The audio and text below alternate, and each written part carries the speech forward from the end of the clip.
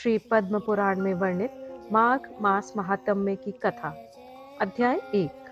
इस अध्याय का नाम है वशिष्ठ जी का दिलीप से तथा भृगु जी का विद्याधर से माघ स्नान की महिमा बताना तथा माघ स्नान से विद्याधर की कुरूपता का दूर होना। ऋषियों ने कहा, लोमहर्षण सूत जी, अब हमें माघ का महात्म्य सुनाइए, जिसको सुनने से लोगों का महान संशय दूर हो जाए। सूत जी बोले, मुनिवरों, आप लोगों को साधुवाद देता हूँ। आप भगवान श्री कृष्ण के शरणागत भक्त हैं, इसीलिए प्रसन्नता और भक्ति के साथ आप लोग बार बार भगवान की कथाएं पूछा करते हैं। मैं आपके कथनानुसार माघ महात्म्य का वर्णन करूंगा। जो अरुणोदय काल में यानी सूर्योदय से थोड़ा पहले स्नान करके इसका श्रवण करते हैं, उनके पुण्य की वृद्धि और पाप का नाश होता है। एक समय की बात है, राजाओं में श्रेष्ठ महाराज दिलीप ने यज्ञ का अनुष्ठान पूरा करके ऋषियों द्वारा मंगल विधान होने के पश्चात अब भृत स्नान किया। उस समय संपूर्ण नगर निवासियों ने उनका बड़ा सम्मान किया। तदनंतर राजा अयोध्या में रहकर प्रजाजनों की रक्षा करने लगे। वे समय समय पर वशिष्ठ जी की अनुमति लेकर प्रजा वर्ग का पालन किया करते थे। एक दिन उन्होंने वशिष्ठ जी से कहा, भगवान, आपके प्रसाद से मैंने आचार, दंड नीति, नाना प्रकार के राजधर्म, चारों वर्णों और आश्रमों के कर्म, दान, दान की विधि, यज्ञ, यज्ञ के विधान, अनेकों व्रत, उनके उद्यापन तथा भगवान विष्णु की आराधना आदि के संबंध में बहुत कुछ सुना है। अब माघ स्नान का फल सुनने की इच्छा है। मुने, जिस विधि से इसको करना चाहिए वह मुझे बताइए। तब वशिष्ठ जी ने कहा, राजन, मैं तुम्हें माघ स्नान का फल बतलाता हूँ, सुनो। जो लोग होम, यज्ञ तथा इष्टापूर्त कर्मों के बिना ही उत्तम गति प्राप्त करना चाहते हो, वे माघ में प्रातःकाल बाहर के जल में स्नान करें। जो गौ, भूमि, तिल, वस्त्र, सुवर्ण और धान्य आदि वस्तुओं का दान किए बिना ही स्वर्गलोक में जाना चाहते हो, वे माघ में सदा प्रातःकाल स्नान करें। जो 3-3 रात तक उपवास, कृच्छ और पराग आदि व्रतों के द्वारा अपने शरीर को सुखाए बिना ही स्वर्ग पाना चाहते हो, उन्हें भी माघ में सदा प्रातःकाल स्नान करना चाहिए। वैशाख में जल और अन्न का दान उत्तम है। कार्तिक में तपस्या और पूजा की प्रधानता है तथा माघ में जप, होम और दान, ये 3 बातें विशेष हैं। जिन लोगों ने माघ में प्रातः स्नान, नाना प्रकार का दान और भगवान विष्णु का स्तोत्र पाठ किया है, वे ही दिव्य धाम में आनंद पूर्वक निवास करते हैं। प्रिय वस्तु के त्याग और नियमों के पालन से माघ मास सदा धर्म का साधक होता है और अधर्म की जड़ काट देता है। यदि सकाम भाव से माघ स्नान किया जाए तो उससे मनोवांछित फल की सिद्धि होती है और निष्काम भाव से स्नान आदि करने पर वह मोक्ष देने वाला होता है।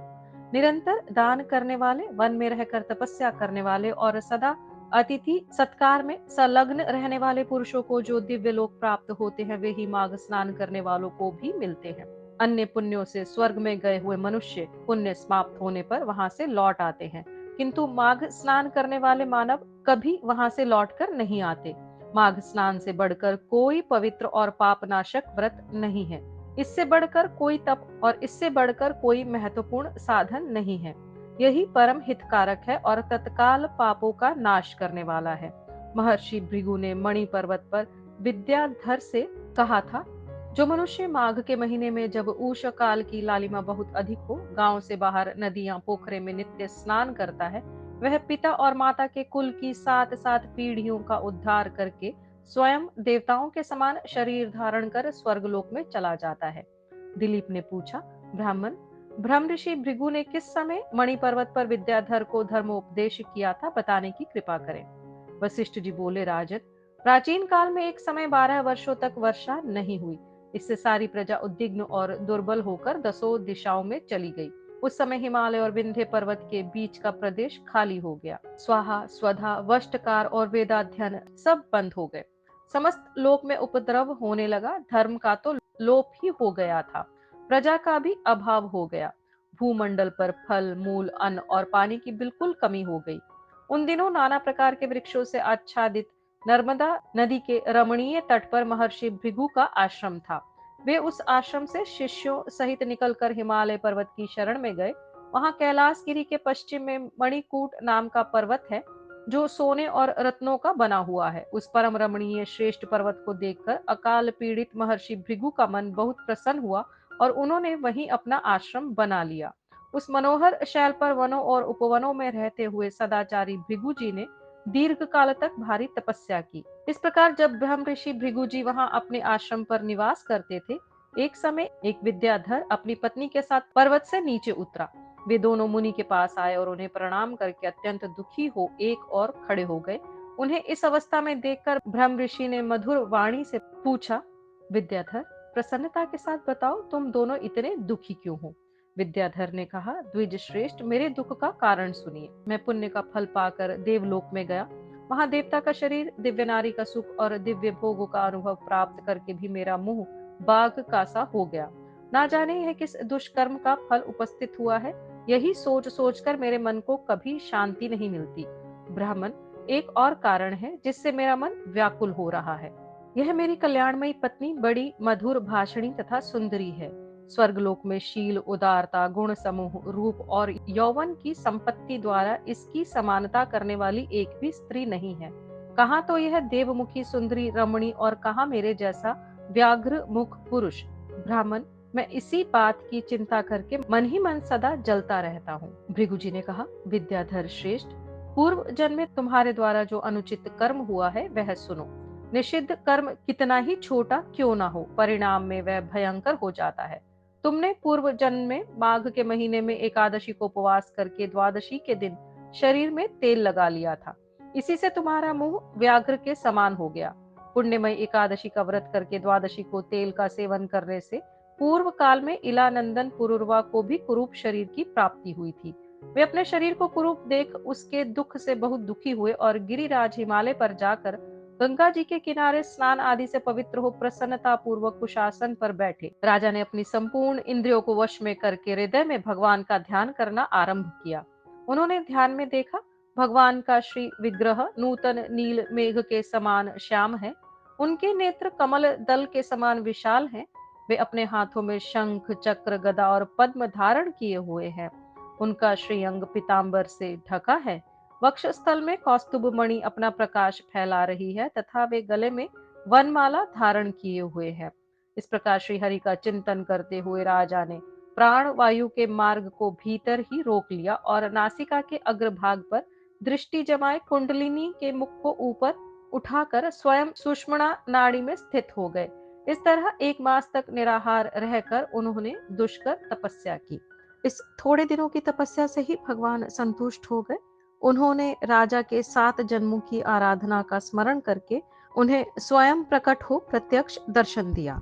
उस दिन माघ शुक्ल पक्ष की द्वादशी तिथि थी। सूर्य मकर राशि पर स्थित थे।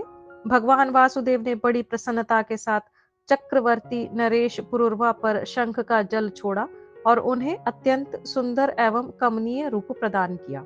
वह रूप इतना मनोहर था जिससे देवलोक की नायिका उर्वशी भी आकृष्ट हो गई और उसने पुरुरवा को पति रूप में प्राप्त करने की अभिलाषा की। इस प्रकार राजा पुरुरवा भगवान से वरदान पाकर कृत्य हो गए और नगर में लौट आए। विद्याधर, कर्म की गति ऐसी ही है। इसे जानकर भी तुम क्यों खिन्न होते हो? यदि तुम अपने मुख की कुरूपता दूर करना चाहते हो तो मेरे कहने से शीघ्र ही मणिकूट नदी के जल में माघ स्नान करो। वह प्राचीन पापों का नाश करने वाला है। तुम्हारे भाग्य से माघ बिल्कुल निकट है। आज से 5 दिन के बाद ही माघ मास आरंभ हो जाएगा। तुम पौष के शुक्ल पक्ष की एकादशी से ही नीचे वेदी पर सोया करो और 1 महीने तक निराहार रहकर तीनों समय स्नान करो। भोगों को त्याग कर जितेंद्रिय भाव से तीनों काल भगवान विष्णु की पूजा करते रहो। विद्याधर श्रेष्ठ, जिस दिन माघ शुक्ल एकादशी आएगी उस दिन तक तुम्हारे सारे पाप जलकर भस्म हो जाएंगे। फिर द्वादशी के पवित्र दिन को मैं मंत्रपूत कल्याणमय जल से अभिषेक करके तुम्हारा मुख कामदेव के समान सुंदर कर दूंगा। फिर देवमुख होकर इस सुंदरी के साथ तुम सुखपूर्वक क्रीड़ा करते रहना। विद्याधर, माघ के स्नान से विपत्ति का नाश होता है और माघ के स्नान से पाप नष्ट हो जाते हैं। माघ सब व्रतों से बढ़कर है तथा यह सब प्रकार के दानों का फल प्रदान करने वाला है। पुष्कर, कुरुक्षेत्र, ब्रह्मावर्त, पृथुदंग, अविमुक्त क्षेत्र यानी काशी, प्रयाग तथा गंगा सागर संगम में 10 वर्षों तक शौच, संतोष आदि नियमों का पालन करने से जो फल प्राप्त होता है, वह माघ के महीने में 3 दिनों तक प्रातः स्नान करने से ही मिल जाता है। जिनके मन में दीर्घ काल तक स्वर्ग लोक के भोग भोगने की अभिलाषा हो, उन्हें सूर्य के मकर राशि पर रहते समय जहां कहीं भी जल मिले, प्रातःकाल स्नान करना चाहिए। आयु, आरोग्य, रूप, सौभाग्य एवं उत्तम गुणों में जिनकी रुचि हो, उन्हें सूर्य के मकर राशि पर रहने तक प्रातःकाल अवश्य स्नान करना चाहिए। जो नरक से डरते हैं और दरिद्रता के महासागर से जिन्हें त्रास होता है, उन्हें सर्वथा प्रयत्न पूर्वक माघ मास में प्रातःकाल स्नान करना चाहिए। देवश्रेष्ठ, दरिद्रता, पाप और दुर्भाग्य रूपी कीचड़ को धोने के लिए माघ स्नान के सिवा दूसरा कोई उपाय नहीं है। अन्य कर्मों को यदि अश्रद्धा पूर्वक किया जाए तो वे बहुत थोड़ा फल देते हैं, किंतु माघ स्नान यदि श्रद्धा के बिना भी विधि पूर्वक किया जाए तो वह पूरा पूरा फल देता है। गांव से बाहर नदियां, पोखरे के जल में जहां कहीं भी निष्काम या सकाम भाव से माघ स्नान करने वाला पुरुष इस लोक और परलोक में दुख नहीं देखता। जैसे चंद्रमा कृष्ण पक्ष में क्षीण होता और शुक्ल पक्ष में बढ़ता है, उसी प्रकार माघ मास में स्नान करने पर पाप क्षीण होते हैं और पुण्य राशि बढ़ती है। जैसे समुद्र में नाना प्रकार के रत्न उत्पन्न होते हैं, उसी प्रकार माघ स्नान से आयु, धन और स्त्री आदि संपत्तियां प्राप्त होती हैं। जैसे कामधेनु और चिंतामणि मनोवांछित भोग देती हैं, उसी प्रकार माघ स्नान सब मनोरथों को पूर्ण करता है।